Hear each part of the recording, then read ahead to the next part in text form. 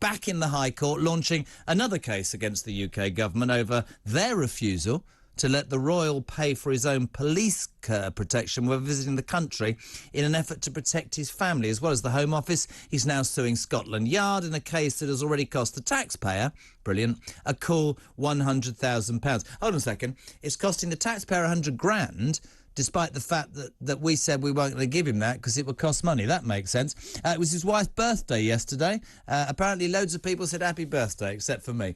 Rupert Bell, good morning.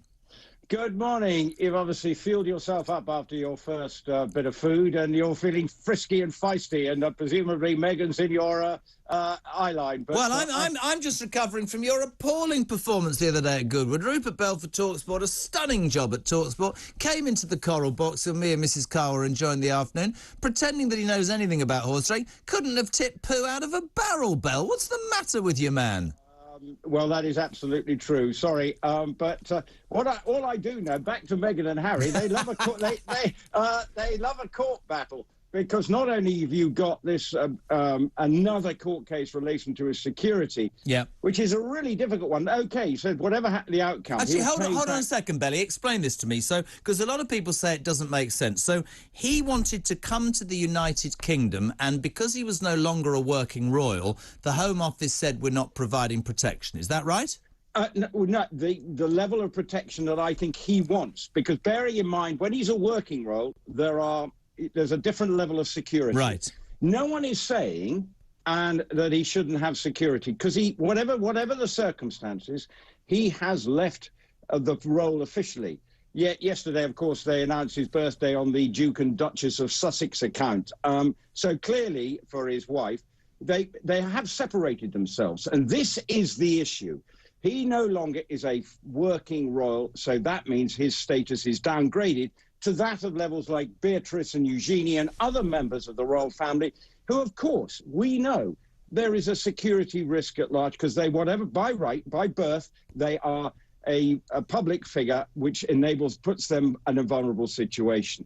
Clearly, he says he wants the Metropolitan Police and the Protection Squad to pay, but they don't offer that to private citizens. Okay, so hold on a second. So when he found that out, is it not true that he wanted to bring his own security over and that wasn't allowed? Well, no, and he says, well, yes, there is an element of that, because they couldn't operate, because you can't suddenly bring in a whole lot of people with guns and all that sort of stuff. No. It's not the way it operates in this country. Yes, they could hire a private security firm here, but he, of course, feels that he's entitled, as a member of the royal family, to continue to have his protection that he had before. But this is where the lines have been blurred, because he's left and he's chosen to now go and live in America. Why is he digging his heels in, Belly? Because he's not going to win, is he?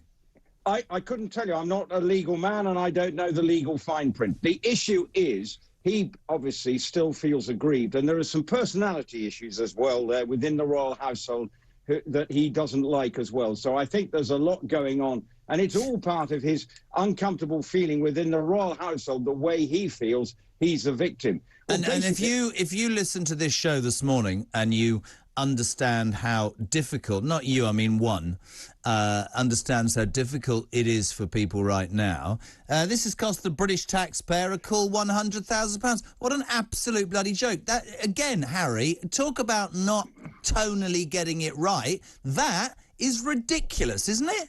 Well, he said he'd pay the legal fees in the end, whatever, with the outcome. So, you know, I think we might, yes, it's a headline, and clearly it's a lot of money.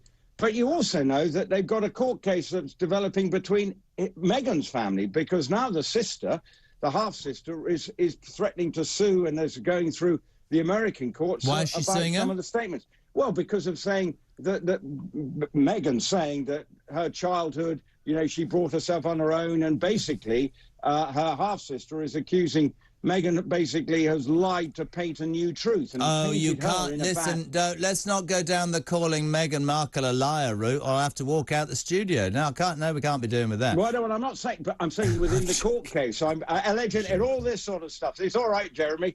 We'll keep you out of court. Thanks. I think for me, I think what's really interesting, and I was talking to somebody the other day, whether he wins or he doesn't, his PR, his standing in people's minds, and you might disagree, is irreparable in my mind. I think he has absolutely shot his bolt with the British public, Prince Harry, which is such a tragedy, I think.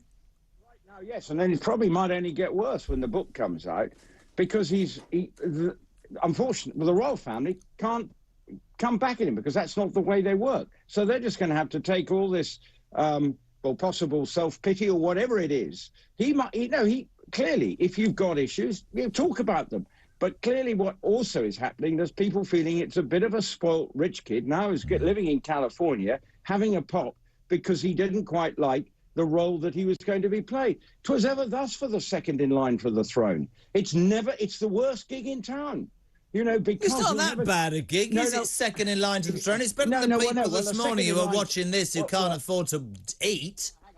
Exactly. Well, when I say second in line, at one say when you're the William's elder brother, as soon as he has a child, younger brother, as soon as he has a child, well, then your status goes further and further down the pecking order to what he is now. And all his brother does is have bloody children, so he's going down the ladder every day. Well, he's sixth in line, and one of the reasons I think the problem all developed is when you're sixth in line, you're no longer the frontline royal. And I don't think that sat easy with the Duke and Duchess of Sussex, because actually the situation's changed. It's obviously now gone to William, then it goes on to George, and now it will now go to George and on like that way. And so clearly it's Harry felt the situation was an untenable one within a household, and that's why he left. But clearly there were personality issues, and to what extent it was beyond the working members of the royal household, and I don't mean the royal family, but the people within the royal household, there was clearly... The grey suits. The grey suits, and then there was all these bullying allegations. There was a lot going on behind the scenes from pre the wedding as well that has created a very uncomfortable and acrimonious environment. And this lawsuit is all part of that, because Harry feels entitled that he's had it before. Why? Just because he's quit the royals does he not be entitled to security in this country? I can never, ever compliment you enough, not at picking a racehorse at Goodwood, but certainly for your royal knowledge and loving what's hanging on the door behind you. Rupert Bell, our Talk Radio political correspondent, thank you very much indeed.